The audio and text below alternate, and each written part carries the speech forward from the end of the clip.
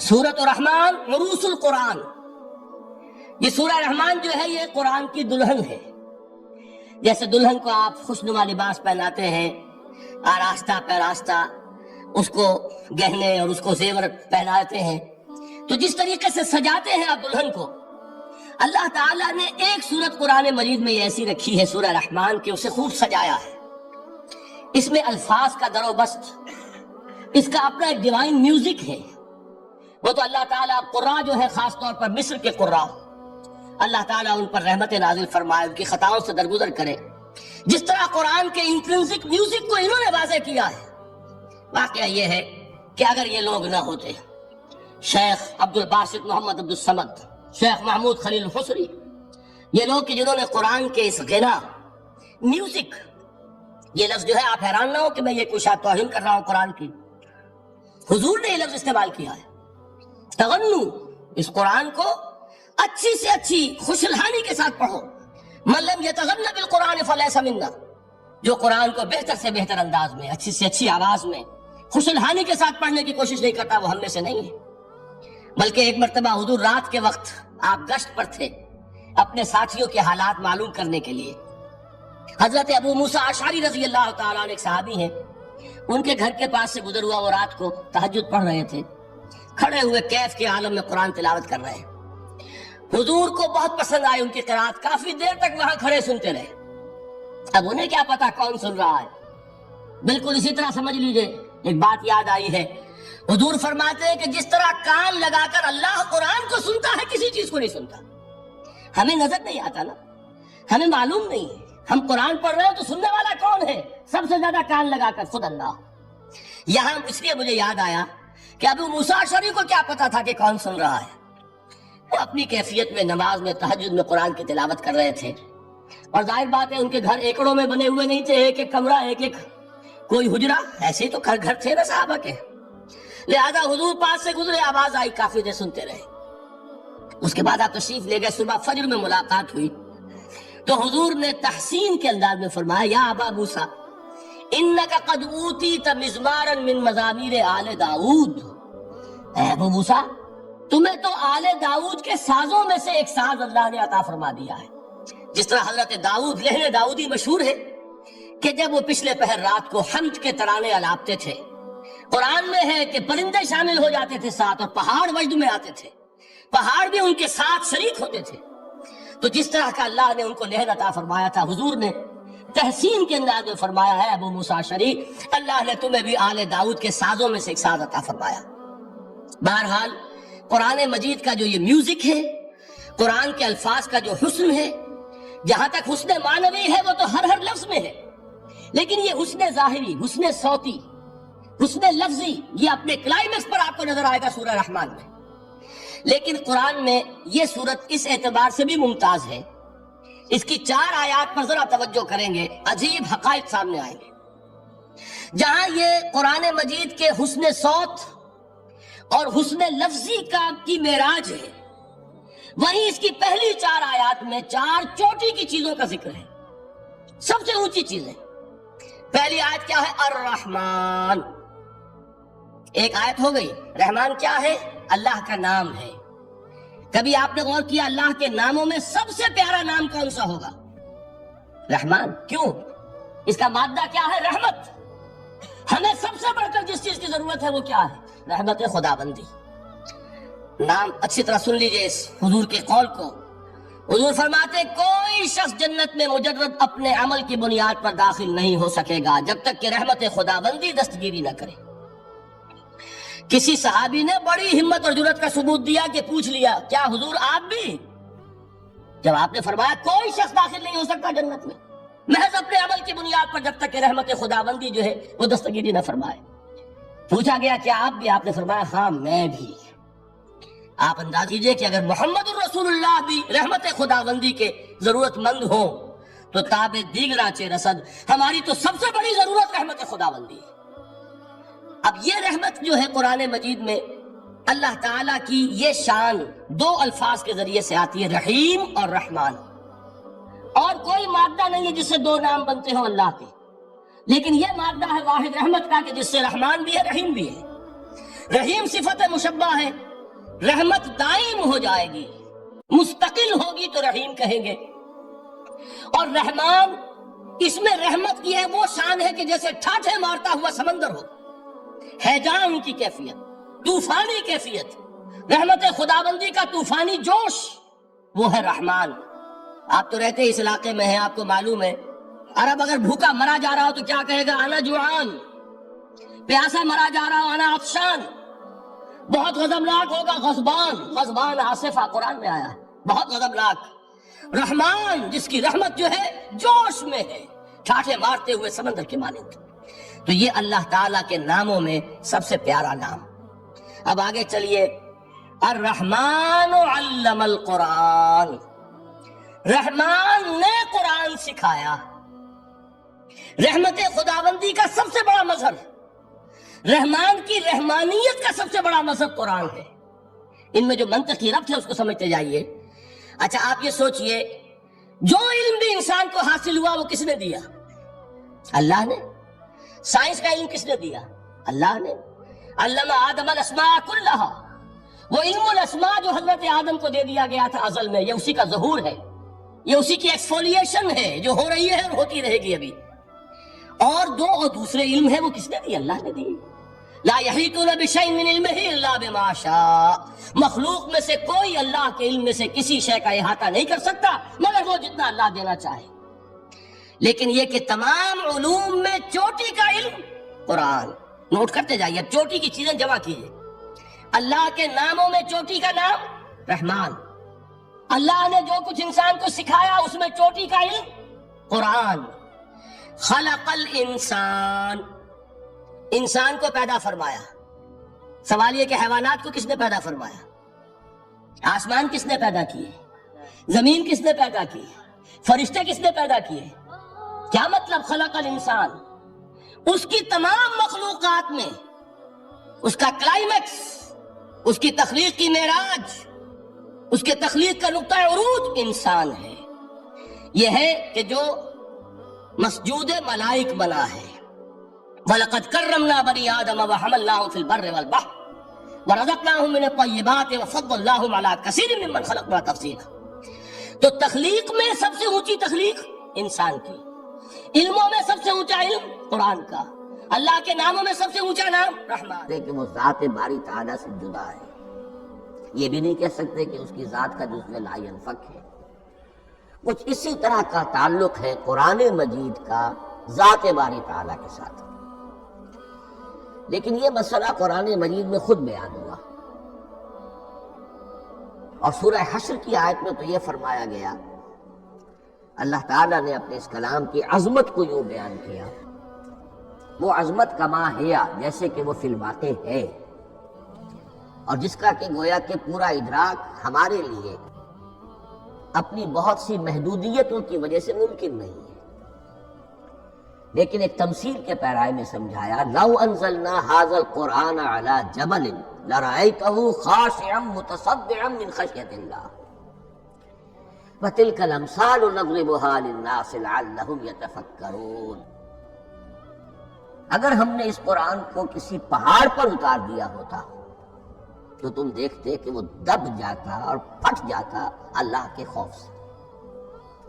اور یہ مثالیں ہیں جو ہم لوگوں کے لیے بیان کرتے ہیں تاکہ وہ غور کریں، تدبر کریں، سمجھیں۔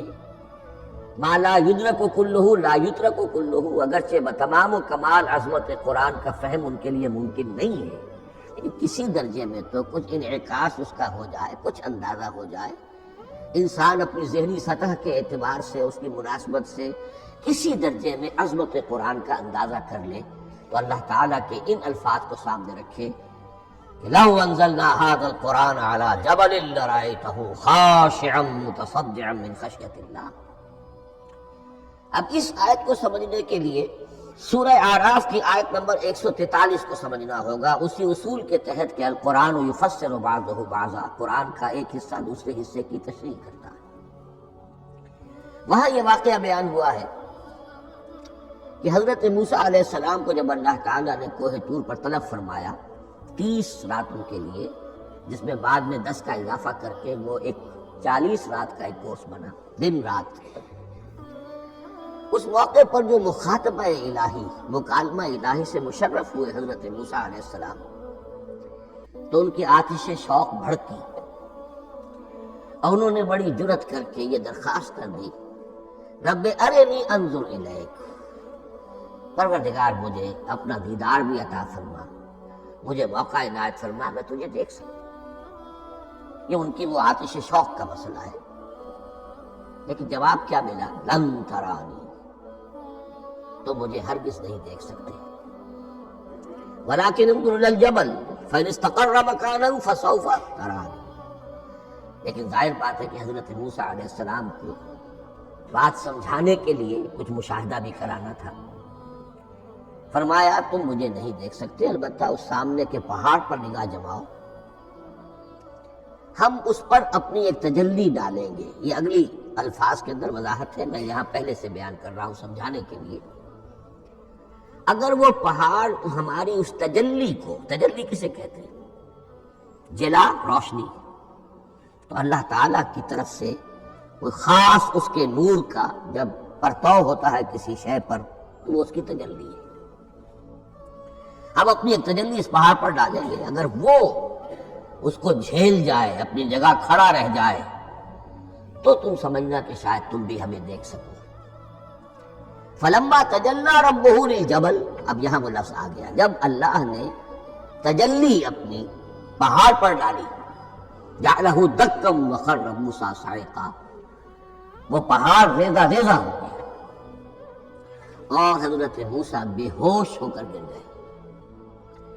اب یہ بے ہوش ہو کر گر جانا، جبکہ وہ تجلی براہ راست بھی نہیں ہے، بالواسطہ ہے۔ مشاہدہ جو کر رہے ہیں حضرت موسیٰ وہ بالواسطہ ہے، تجلی پہاڑ پر ہے، لیکن یہ کہ اس کا بھی بالواسطہ اس کا جو ہوا ہے، اس کی جو تاثیر ہوئی حضرت موسیٰ علیہ السلام پر کہ وہ اس کی تاب نہ لا سکے اور بے ہوش ہو کر گر گئے۔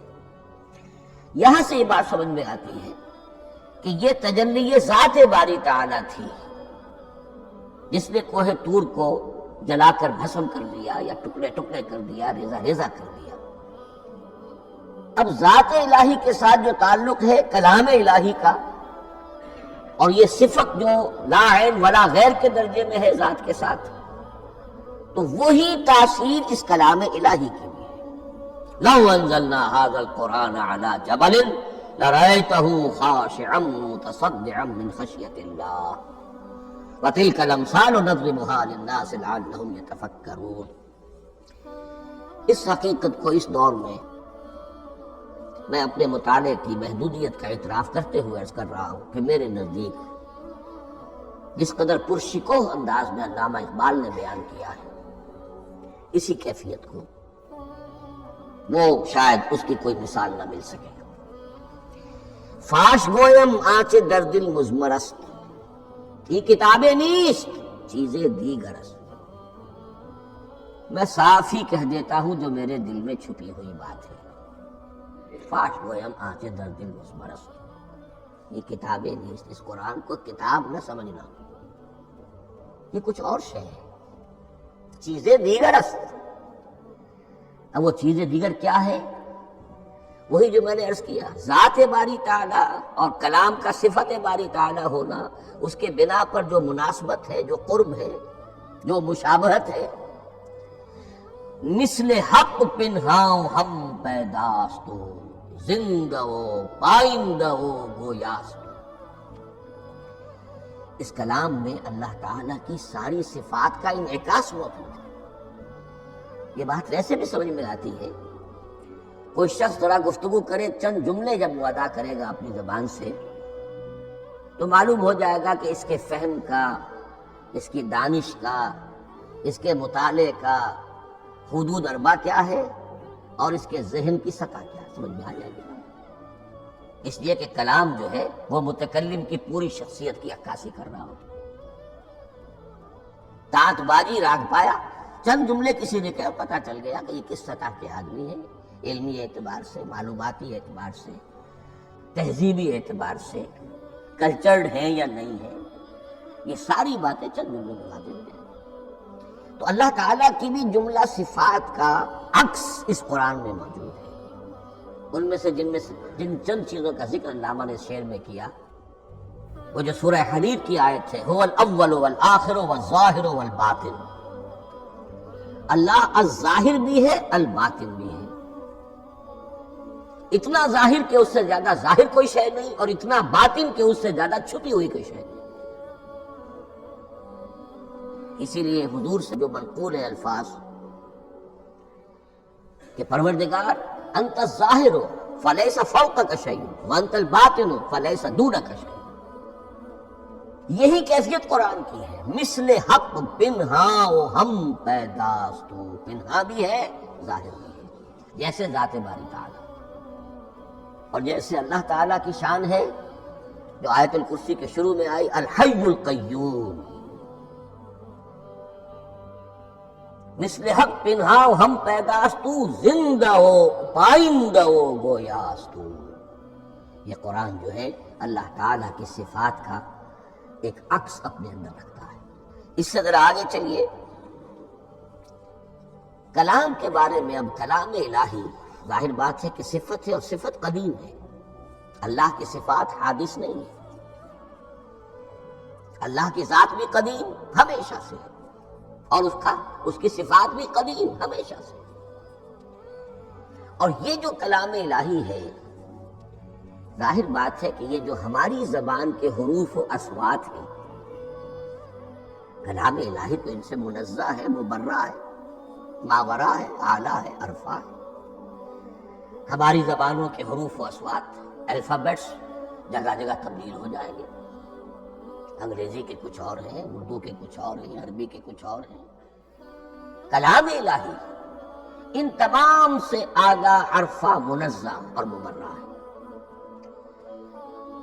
یہ کلام الہی جب بھی نازل ہوا ہے، ظاہر بات ہے حضرت موسیٰ پر اگر کتاب اتاری گئی وہ بھی علم الہی سے آئی، لیکن وہ عبرانی زبان میں آئی۔ حضرت عیسیٰ علیہ السلام پر انجیل اتاری گئی، ہم یقین سے نہیں کہہ سکتے، دو میں سے کسی ایک زبان میں اتاری گئی ہوگی، یا عبرانی ہوگی، اس لیے کہ شام کے جس علاقے میں، فلسطین کے جس علاقے میں ان کی پیدائش ہوئی، اور جہاں وہ دعوت و تبلیغ کے لیے گھومتے رہے، اس کے عوام کی زبان تھی آرامی، اور خواص کی زبان تھی عبرانی، ہیبریو۔ تو یا تو وہ بھی تورات کی طرح عبرانی ہی میں نازل ہوئی تھی، یا آرامی میں ہوگی، لیکن اب کوئی نسخہ نہ ہیبریو کا، کوئی قدیم نسخہ دنیا میں موجود ہے، نہ آرامی کا۔ جو سب سے پرانا نسخہ ملتا ہے انجیل کا، وہ اس کا ترجمہ ہے، لیٹن زبان کا ترجمہ ہے یا گریک ترجمہ ہے، اصل کوئی نہیں۔ بہرحال جب وہ کلام الہی محمد رسول اللہ پر نازل ہوا، اب اس نے حروف و اصوات کا وہ جامہ پہنا کہ جو عربی زبان کے ہیں۔ یہی وجہ دیکھیے، میں نے جو آیت سورہ حامیم، یہ جو سلسلہ سور ہے، اس میں سے سورہ زخرف کی آیت جو میں نے آپ کو سنائی، حامیم والکتاب المبین انا جعلناہ قرآنا عربیا لعلکم تعقلون، ہم نے بنا دیا ہے اپنے اس کلام کو قرآن عربی، اس کو عربی حروف و اصوات کا جامہ ہم نے پہنا دیا ہے، انا جعلناہ قرآنا عربیا لعلکم تعقلون، کہ چونکہ مخاطب اول جو قوم تھی امیین، ان کی زبان عربی تھی، لعلکم تعقلون، تاکہ تم اس کو سمجھ سکو۔ اب اس سے آگے چلیے، اصل قرآن مجید کے 3 مقامات سے معلوم ہوتا ہے، اصل قرآن اللہ کے پاس ہے۔ یہ قرآن جو ہمارے پاس ہے، مصحف عثمان رضی اللہ تعالی عنہ، یہ اس قرآن کی مصدقہ نقل ہے۔ اصل قرآن کہاں ہے؟ ایک جگہ فرمایا بل ہوا قرآن مجید فی لوح محفوظ، لوح محفوظ میں ہے اصل قرآن ہے۔ اسی طریقے سے اسی سورہ زخرف کی اگلی آیت کیا ہے؟ ہم نے اسے عربی قرآن بنا کر اتارا، لیکن اصل قرآن کیا ہے؟ وَإِنَّهُ فِي أُمِّ الْكِتَابِ لَدَيْنَا لعلی حکیم، حقیقت میں تو یہ ام الکتاب میں ہے جو ہمارے پاس ہے، اور علی ہے بہت بلند، حکیم بڑی حکمت والا، یا محکم مضبوط۔ حکیم کے دونوں معنی ہیں۔ استحکام بھی اسی ہے، کاف اور میم کے مادے سے بنا ہے، کسی شے کا پختہ ہو جانا، مضبوط ہو جانا۔ اور عقل کی پختگی وہ حکمت ہے، وہ دانائی ہے۔ اس اعتبار سے نوٹ کیجئے، اصل قرآن کہاں ہے؟ لوح محفوظ میں۔ اصل قرآن کہاں ہے؟ ام الکتاب میں۔ اسی کو کہا گیا ہے ایک اور مقام پر، فی صحف مکرمۃ مرفوعۃ مطہرۃ بایدی سفرۃ کرام بررہ۔ یہ قرآن، اصل قرآن تو بڑے صحیفوں میں، ان صحیفوں میں ہے، ان صفحات میں ہے، ان اوراق میں ہے، جس کی شان کیا ہے؟ مکرمۃ، ان کی انتہائی تعظیم کی جاتی ہے، مطہرۃ، نہایت پاک صحیفے، فی صحف مکرمۃ، مرفوعۃ، بلند و بالا، مطہرۃ، بایدی سفرۃ کرام بررہ، ان فرشتوں کے ہاتھ میں جو بہت باعزت، بہت اونچے درجے کے، ان کے ہاتھوں میں ہے۔ وہ لوگ ہیں کہ جو اس کی دل کی تحویل میں ہے یہ کلام پاک، فی صحف مکرمۃ مرفوعۃ مطہرۃ بایدی سفرۃ کرام بررہ۔ اب اسی کو بیان کیا ہے سورہ واقعہ میں، فلا اقسم بمواقع النجوم، تو نہیں، میں قسم کھاتا ہوں ستاروں کے ڈوبنے کی جگہ کی۔ وَإِنَّهُ لَوْ تَعْلَمُونَ لَقَسَمٌ عَظِيمٌ، وَإِنَّهُ لَقَسَمٌ لَوْ تَعْلَمُونَ عَظِيمٌ، اور اگر تم جان سکتے تو یہ بہت بڑی قسم ہے جو ہم نے کھائی ہے، بہت بڑی گواہی ہے جو ہم نے پیش کی ہے۔ اب تدریجاً اس کا انکشاف ہو رہا ہے۔ یہ آج جو تصور ہے بلیک ہولز کا، اس سے کچھ اندازہ ہوتا ہے یہ ستارے کہاں ڈوب جاتے ہیں، بڑے بڑے ستارے نسیم منسیہ ہو جاتے ہیں، ستارے نہیں، پوری گیلیکسیز اس میں گم ہو جاتے ہیں، وہ مقبرے ہیں بڑی بڑی گیلیکسیز کے۔ فلا اقسم بمواقع النجوم وانه لقسم لو تعلمون عظیم انه لقرآن کریم، یہ قرآن ہے بہت باعزت، فی کتاب مکنون، اور یہ اس کتاب میں جو چھپی ہوئی ہے۔ یہ لؤلؤ مکنون کا لفظ آتا ہے قرآن مجید میں، جیسے موتی ہوتے ہیں انہیں چھپا کر رکھا جاتا ہے ڈبیوں میں، مخملی ڈبیوں کے اندر موتیوں کو، اسی طریقے سے فی کتاب مکنون لا یمسہ الا المطہرون، وہ صحیفے بھی بہت مطہرہ تھے اور ان کو چھو نہیں سکتے مگر وہی جو انتہائی پاک ہے، ملائکہ مقربین، جن کے قریب سے بھی ہو کر معصیت یا گناہ کا کوئی تصور تک نہیں گزر سکتا، وہ ہیں جو اس کو چھوتے ہیں، ان کے ہاتھوں میں ہے، ان کی تحویل میں ہے۔ یہ ہے وہ چیزیں کہ جس سے اندازہ ہوا کہ اصل قرآن کہاں ہے۔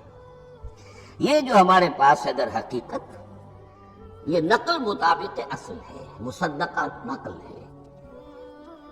اب اس میں آپ سے عرض کر دوں کہ ایک بہت خوبصورت بات ہمیں جو ملتی ہے، تورات میں جو استثناء، جو صفر استثناء ہے، ڈیٹرانومی، اس کے 18ویں باب میں 18ویں اور 19ویں آیات جو ہیں اس میں ذکر موجود ہے، میں ان کے لیے انہی کے بھائیوں میں سے تیری مانند ایک نبی برپا کروں گا۔ اللہ تعالیٰ کلام فرما رہے ہیں یہاں حضرت موسیٰ علیہ السلام سے، آج بھی موجود ہے اولڈ ٹیسٹمنٹ، ڈیوٹرانومی یا کتاب استثناء، صفر استثناء، اس کا 18واں باب، اس کی 18ویں اور 19ویں آیات، جب چاہیں جا کر دیکھیں۔ میں ان کے لیے ان کے بھائیوں ہی میں سے تیری مانند ایک رسول اٹھاؤں گا، میں ان کے لیے انہی کے بھائیوں میں سے تیری مانند ایک نبی برپا کروں گا، اور اپنا کلام اس کے منہ میں ڈالوں گا، اور جو کچھ میں اس سے کہوں گا وہی وہ ان سے کہے گا۔ یہ ہے جو پیشن گوئی ہے محمد رسول اللہ صلی اللہ علیہ وسلم کی۔ اور یہاں وہ فرق واضح کر دیا گیا، اے موسیٰ تم سے تو یا تو ہم نے کلام کیا ہے یا تمہیں جو کتاب دی ہے وہ لکھی ہوئی دی ہے، لیکن جو نبی تیری ہی مانند میں برپا کروں گا۔ اب اس میں بھی نوٹ کرنے کی بات ہے کہ حضرت موسیٰ کے مشابہ نبی اکرم صلی اللہ علیہ وسلم کے سوا کوئی نبی نہیں۔ صاحب کتاب وہ بھی تھے، صاحب کتاب محمد بھی ہے، صاحب امت وہ بھی تھے، اور صاحب امت محمد رسول اللہ تیری مانند۔ صاحب شریعت، حضرت عیسیٰ صاحب شریعت نہیں تھے، شریعت موسوی ہی کو نافذ کرنے کے لیے آئے تھے۔ ان کی حیثیت دین موسوی کے مجدد کی تھی۔ ویسے نبی تھے، اللہ کے فضل و کرم سے نبی تھے، اس میں کوئی شک نہیں، رسول تھے، لیکن یہ کہ ان کے کام کی نوعیت کیا تھی، اس لیے کہ کوئی نئی شریعت لے کر نہیں آئے۔ اب بھی انجیل میں الفاظ موجود ہیں، don't think I have come to destroy law, یہ موزائک لا جسے یہ کہتے ہیں، شریعت موسوی، وہ تم پر نافذ رہے گی، تم اس کی پابندی کرو گے، چونکہ صاحب شریعت رسول یا موسیٰ یا محمد صلی اللہ علیہ وسلم علیہ السلام، تو میں ان کے بھائیوں میں سے، اب بھائی کون ہوں گے؟ ظاہر بات ہے بنی اسرائیل، ان کے کزنز کون ہیں؟ بنی اسماعیل۔ بنی اسرائیل تو جو بھی نبی ہے وہ انہی میں سے ہے، ان کے بھائیوں میں سے، تو بھائی تو ہوگا، ان کا کزن ہوگا، اب وہ کون ہے؟ بنی اسماعیل۔ تو ان کے بھائیوں میں سے گویا کہ غیر اسرائیلی جو ان کے قریب ترین قرابت دار ہوں گے وہ بنو اسماعیل۔ تیرے مانند صاحب شریعت نبی میں برپا کروں گا، لیکن اس پر جو میرا کلام اترے گا وہ کس شکل میں اترے گا؟ میں اپنا کلام اس کے منہ میں ڈالوں گا، اور پھر وہ جو کچھ کہے گا وہ وہی کہے گا جو میں نے کہا ہے۔ اب اس کے حوالے سے ایک بہت اہم بات سمجھ لیجئے، قرآن مجید کے دو اہم مقامات کی وضاحت اس سے ہو جائے گی۔ یہ کلام اللہ، قرآن مجید میں اس کو قول جبرائیل بھی کہا گیا ہے۔ کلام اللہ حضرت جبرائیل کے ذریعے سے جب ادا ہوا ہے تو قول جبرائیل ہے، اور پھر جب وہ محمد الرسول اللہ کی زبانی ادا ہوا تو قول رسول ہے، قول محمد ہے صلی اللہ علیہ وسلم۔ یہ قول اللہ بھی ہے، قول جبرائیل بھی ہے، اور قول محمد بھی ہے بیک وقت۔ یہ بات دیکھیے سورۃ تکویر، اذا الشمس کورت، انہ لقول رسول کریم ذی قوت عند ذی العرش مکین مطاع ثم امین وما صاحبکم بمجنون۔ یہ یہاں پر حضرت جبرائیل کا ذکر ہو رہا ہے۔ وما ہوا بقول شیطان الرجیم، محمد تک اس قرآن کو لانے والا تو وہ بلند پائے کا فرشتہ ہے، یہ کوئی شیطان رجیم نہیں ہے۔ اس لیے کہ مکے والوں نے کہہ دیا تھا ہو سکتا ہے کوئی بدروح آئی ہو محمد پر، اور اس بدروح نے کوئی الٹی سیدھی بات سکھا دی ہو، نہیں۔ انہ لقول رسول کریم، یہاں رسول کریم کون ہے؟ حضرت جبرائیل۔ انہ لقول رسول کریم ذی قوت عند ذی العرش مکین، بڑی قوت والا اور جس کا بڑا اونچا مقام اور مرتبہ ہے عرش والے کے قریب۔ ذی قوت عند ذی العرش مکین مطاع ثم امین، وہ فرشتوں کے مطاع ہیں، فرشتے ان کی اطاعت کرتے ہیں، فرشتوں کے سردار ہیں، اور پھر ساتھ ہی پورے امین ہیں، جبرائیل امین، یہ ہم لفظ استعمال کرتے ہیں۔ اور اس کے بعد آگے جا کے فرمایا وما ہوا بقول شیطان الرجیم، یہ کسی شیطان رجیم کا قول نہیں ہے۔ اب یہاں اس سورہ تکویر میں قرآن کو قول جبرائیل قرار دیا گیا، لیکن سورۃ الحاقہ میں چلیے، اس کے آخر میں آتا ہے انہ لقول رسول کریم وما ہوا بقول شاعر قلیلا ما تؤمنون ولا بقول کاہن قلیلا ما تذکرون تنزیل من رب العالمین۔ یہاں اب رسول کریم سے مراد محمد الرسول اللہ صلی اللہ علیہ وسلم، یہ کسی شاعر کا قول نہیں ہے، کسی کاہن کا قول نہیں ہے، یعنی جس کی زبانی یہ قرآن لوگوں کے سامنے آ رہا ہے۔ جبرائیل کا قول ہو کر تو محمد پر نازل ہوا صلی اللہ علیہ وسلم، لیکن اب لوگوں کے سامنے وہ قول محمد بن کر آ رہا۔ انہ لقول رسول کریم، وما هو بقول شاعر قلیلا ما تؤمنون ولا بقول کاہن قلیلا ما تذکرون تنزیل من رب العالمین۔ تو قرآن مجید کلام اللہ ہے، پھر وہ قول جبرائیل بنا جب جبرائیل نے آ کر محمد کو سنایا، اور پھر وہ قول محمد بنا جب محمد کی زبان مبارک سے لوگوں نے اسے سنا، اہل عرب نے سنا، اور پھر وہ بات پھیلتی چلی گئی۔ اب آخری بحث اس موضوع پر جو ہے وہ یہ ہے، کلام الہی کی 3 صورتیں ہیں جو قرآن مجید میں سورہ شورى کی آیت نمبر 51 میں بیان ہوئی۔ وما كان لبشر ان يكلمه الله، کسی بشر، کسی انسان کی یہ حیثیت نہیں ہے، مقام نہیں ہے کہ اللہ اس سے کلام کرے۔ یہ نہیں کہا کہ اللہ کے لیے ممکن نہیں ہے، نہیں، اللہ کے لیے تو ہر شے ممکن ہے، لیکن کسی بشر کا یہ مقام نہیں ہے کہ اللہ اس سے کلام کرے۔ مخلوق ہے، بشر ہے۔ ما كان لبشر ان يكلمه الله الا اب 3 شکلیں آئیں، الا وحیا او من وراء حجاب او يرسل رسولا فيوحي باذنه ما يشاء انه علی حکیم۔